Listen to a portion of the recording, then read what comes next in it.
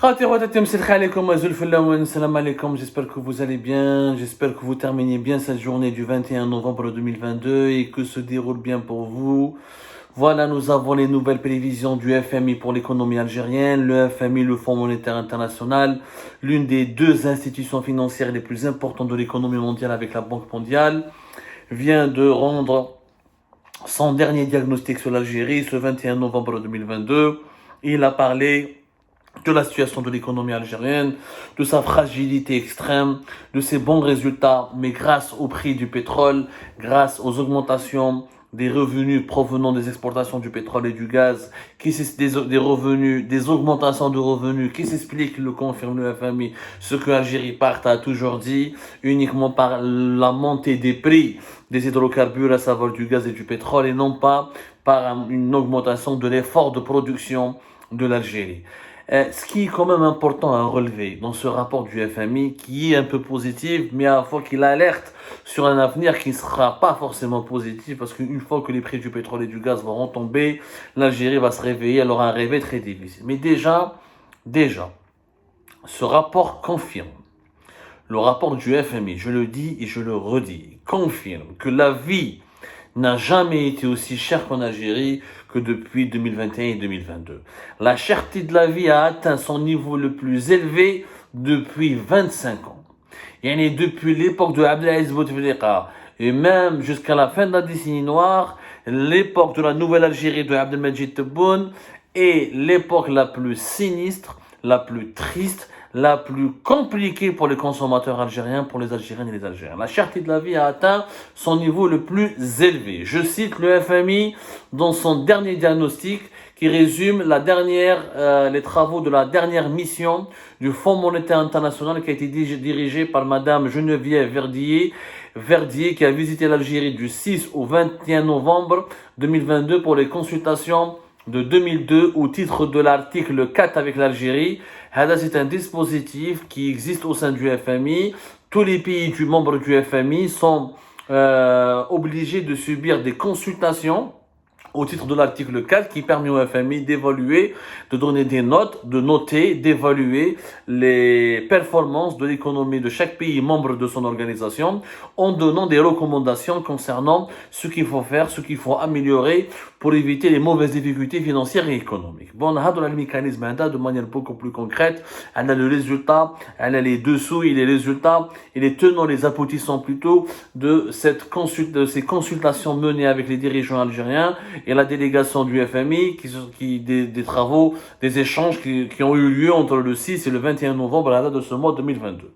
Mais parlons d'abord de la cherté de la vie. Comme le diagnostic du FMI, la dernière note, la dernière évaluation du FMI concernant les performances de l'économie algérienne. Il dit que le FMI, comme dans de nombreux pays, l'inflation s'est considérablement accélérée et constitue une préoccupation majeure. Le taux d'inflation annuel moyen s'est établi autour de 9,4% au cours des derniers mois, son niveau le plus élevé sur 25 ans. L'inflation sous-jacente est également en hausse. La Banque centrale a pris des mesures pour contrôler la pression inflationniste, mais la politique monétaire est restée accommodante. Donc, il y a deux types d'inflation. Le FMI a totalement raison. Il y a une inflation visible.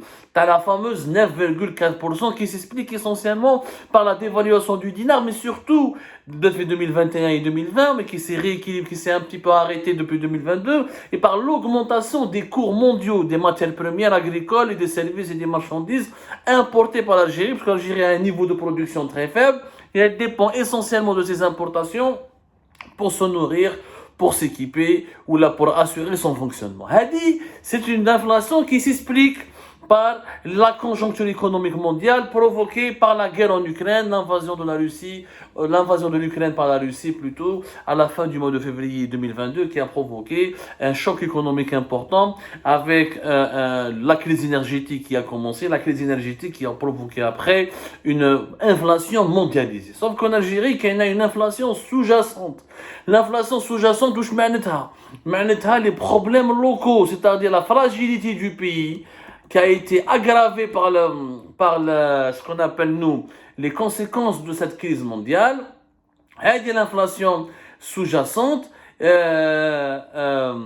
c'est lié à des problèmes internes. Les problèmes internes de l'Algérie, c'est l'instabilité de la monnaie, l'absence d'un équilibre entre offre et la demande, la faiblesse de la production locale qui ne permet pas de remédier ou de limiter les effets de la dépendance du pays vis-à-vis de l'étranger. Donc, il y a toujours une inflation sous-jacente, c'est elle les économistes, qui donne une tendance de fond sur l'évolution des prix. Parce qu'elle traduit l'évolution profonde des coûts de production et le rapport réel entre l'offre et la demande. Les coûts de production en Algérie ont explosé parce que même les matières premières nécessaires pour produire des produits locaux en Algérie, il faut y aller les chercher à l'étranger parce que nous n'avons pas d'industrie.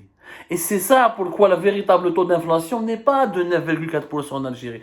Réellement, le taux d'inflation est presque 20%, entre 15 et 20%. Parce que nous avons des dérèglements internes. Nous avons des dérèglements internes et n'oublions pas qu'en Algérie, nous avons la culture des transferts sociaux, les subventions sociales.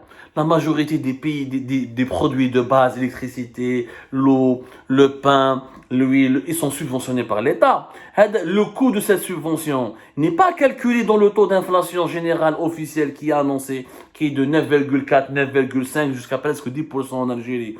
Mais quand tu calcules l'impact de il y a un hors coût des subventions et ce que les subventions coûtent au budget de l'État, et l'Algérie a déboursé des milliards en 2021, en 2022 pour essayer de garantir la stabilité des prix du lait, ou de l'huile, ou du sucre et des autres produits de large consommation qui sont subventionnés, on va voir que les mouvements de l'inflation sont beaucoup plus graves.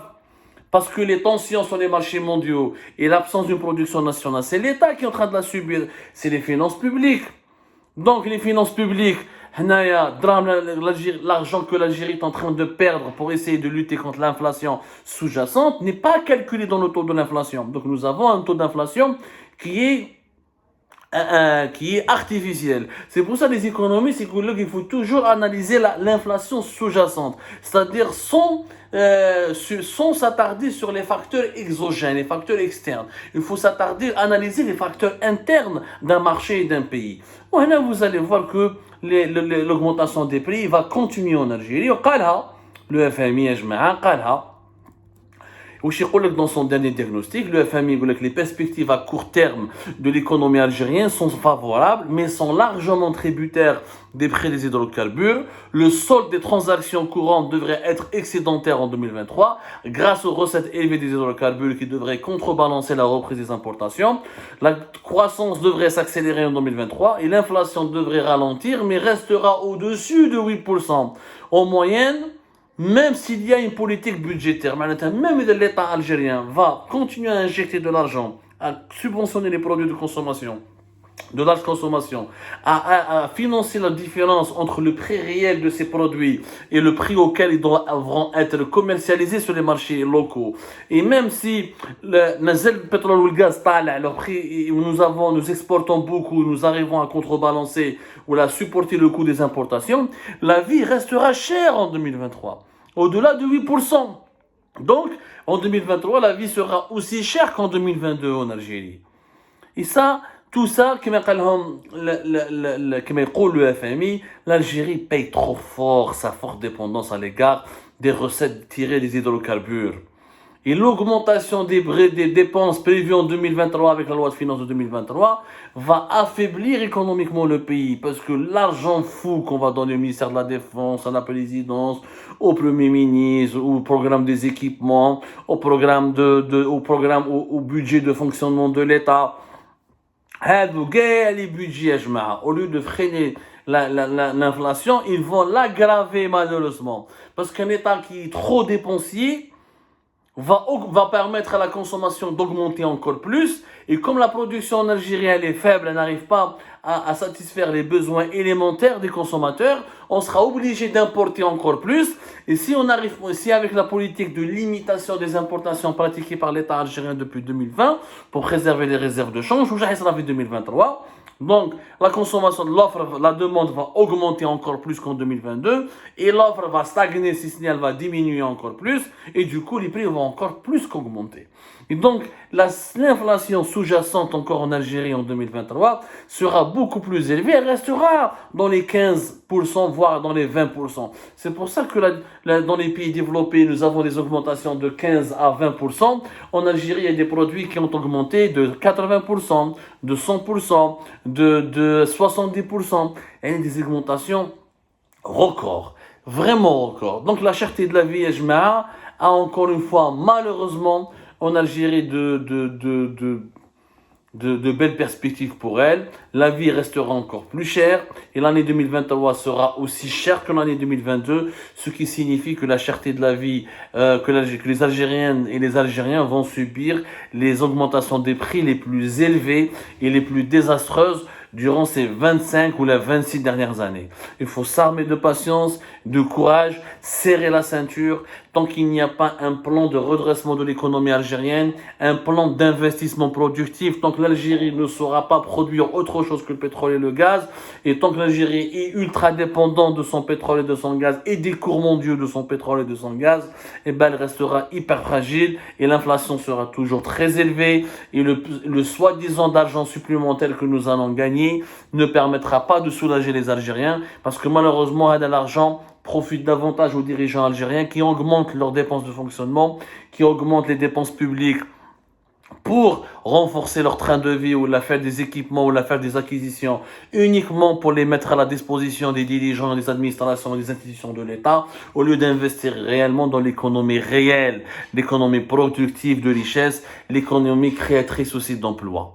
Faites attention à vous, serrez la ceinture, l'année 2023 sera encore plus difficile, si ce n'est au moins au bas mot aussi difficile que l'année 2022.